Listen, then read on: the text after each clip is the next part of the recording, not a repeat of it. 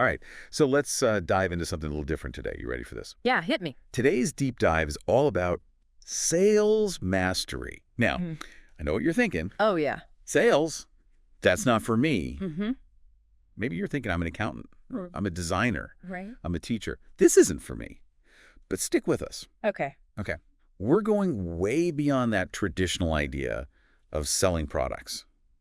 We're really looking at this idea of how all work, in a sense, involves selling yourself. Interesting. We've got some sources here, some really cool sources that unpack this whole idea. I'm intrigued. It's a fascinating concept, isn't it? Because when you really get down to it, work is about convincing someone to give you something in Yeah. exchange for something else. Exactly. And it's not even always about salary. It could be like recognition for a project. It could be a chance to lead a team, or even just getting buy-in for your ideas during a meeting. Yeah, you're right. And that's where this whole selling yourself aspect comes into play. It's about effectively communicating your value, your skills, your vision in a way that resonates with others. Yeah. And it ultimately leads to a successful exchange. So are we saying that, like, we're all entrepreneurs of our own careers? Yeah, that's a great way to put it. You have your own unique assets, your experience, your talents, even your network. You're constantly building and refining your product, which is essentially the work you do and the value you bring. Okay. Yeah. I'm starting to see how this all plays out, but I'm still kind of stuck on this buying low, selling high thing. It feels a little, I don't know, capitalistic. I hear you. But if you think about it, the principle of buying low, selling high isn't inherently about money. Yeah. It's about recognizing the value of something and strategically leveraging that value to achieve a desired outcome. So how does that actually translate to, like, selling yourself in the workplace? Okay, so imagine this. You're learning a new software program that's highly sought after in your field. Yeah. That's you buying low. Investing time and effort into acquiring a valuable skill once you've mastered it. You're then in a position to sell high. Leverage that skill to negotiate a promotion, take on more challenging projects, or even position yourself for a new job with a higher salary. So every time we learn a new skill, or take on a challenging project, or even just go above and beyond in our current role, we're essentially increasing our value in the marketplace of our career. Exactly. You're building your portfolio of experiences and expertise, which makes you more valuable and desirable to potential employers or clients. That makes a lot of sense. Yeah. So in this whole work as selling framework, how do things like self-care, personal growth, and even just basic things like sleep and diet fit in? That's where it gets interesting. Think of yourself as the product. And your health and well-being, they're part of the package. A whole package. If you're sleep deprived, stressed out, and not taking care of yourself, it shows your product. Isn't it operating at peak performance? So investing in self-care is like investing in the quality of your product. It's making sure that you're showing up as the best version of yourself. Precisely. And that includes not just your physical health, but your mental and emotional well-being too. Makes sense. Things like continuous learning, mindfulness practices, even just taking time to recharge and de-stress. These are all ways to enhance your product and increase your overall value. So really making me rethink how I approach my career. But what are some practical steps people can take to, to sell themselves better? Because not everyone's comfortable with that whole like salesperson vibe. Yeah, I get it. It's not about turning into some slick used car salesperson. Right. It's about being able to clearly articulate your value and connect with people who need what you offer. So how do we get better at that? Well, one key aspect is building a strong personal brand. Okay. So think about what makes you unique, what you're passionate about, and what problems you're good at solving. Then find ways to communicate that effectively, like through our resumes, online profiles, even just how we introduce ourselves at networking events. Exactly. Those are all opportunities to showcase your brand, the unique value that you bring to the table. Okay. But what if someone's in a job where they feel stuck or undervalued? How can they sell themselves in that situation? That's a great question. Sometimes it's about reframing how you view your current role. Can you find ways to take on new challenges, expand your responsibilities, or even just change your approach to demonstrate your skills in a new light?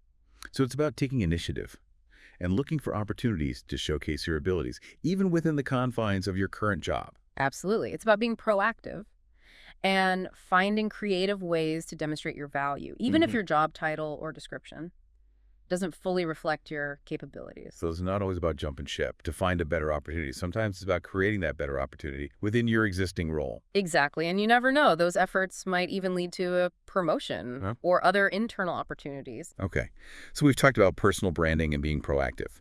What are some other practical tips for, selling yourself effectively? Networking is a big one. Oh, yeah. And by networking, I don't just mean attending events and collecting business cards. Right. It's about building genuine relationships with people in your field and beyond. So it's more about connecting with people authentically and seeing how you can mutually support each other's growth. Precisely. And that might involve sharing your expertise, offering help, or simply being a good listener. So networking is more about building a community of support than just trying to sell people on something. Exactly. It's about building trust and fostering relationships that can lead to opportunities down the line. This is all really resonating with me. It's like we're taking these principles of sales and applying them to personal and professional growth in a way that feels authentic and empowering. I think that's a great way to put it. It's about leveraging those skills of communication, persuasion, and relationship building to create opportunities and achieve our goals in a way that aligns with our values. But what about the ethics of selling yourself? I don't know. Doesn't it feel a bit manipulative or inauthentic at times? That's an important consideration. And that's why self-awareness and authenticity are crucial. Selling yourself shouldn't be about pretending to be someone you're not or exaggerating your abilities. It's about presenting your authentic self in a way that highlights your strengths and makes it clear why someone would want to work with you, hire you, or simply be in your network. So it's about finding that sweet spot between showcasing your talents and staying true to who you are. Exactly. It's about confidence, not arrogance. It's about highlighting your achievements without bragging. And it's about building relationships based on mutual respect and genuine connection. Okay, this is all starting to make a lot of sense. It's like we're reframing this whole idea of sales and applying it to personal and professional growth in a way that feels more holistic and empowering.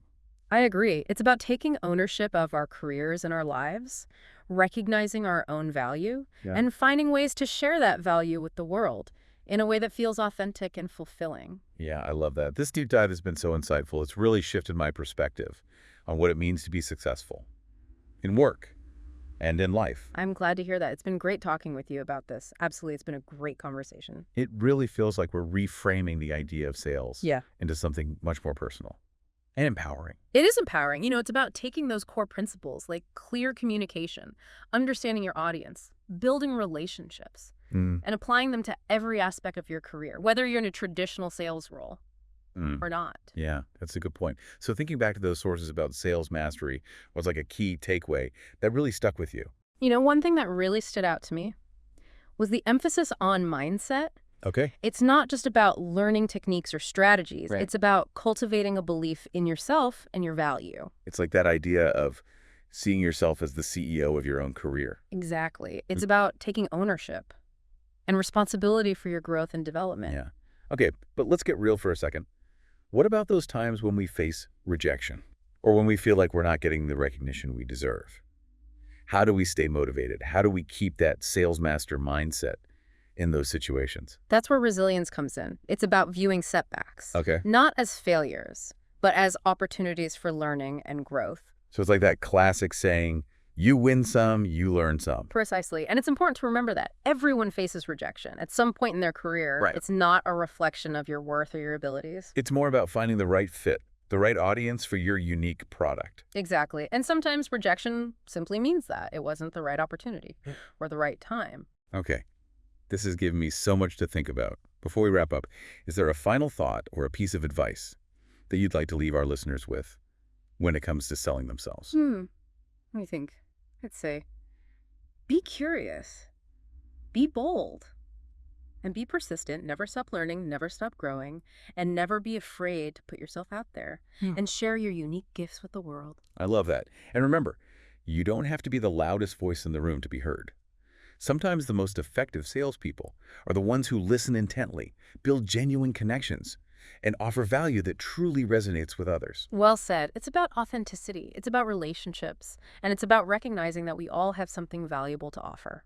And on that note, we'll wrap up this deep dive into sales mastery. It's been a fascinating exploration of how we can all become better at selling ourselves, not in a slick or manipulative way, but in a way that feels authentic, empowering, and aligned with our values. It's about owning our expertise, sharing our gifts, and creating a fulfilling and impactful career and life that we're truly proud of. So as you navigate your own career journey, remember the insights from this deep dive.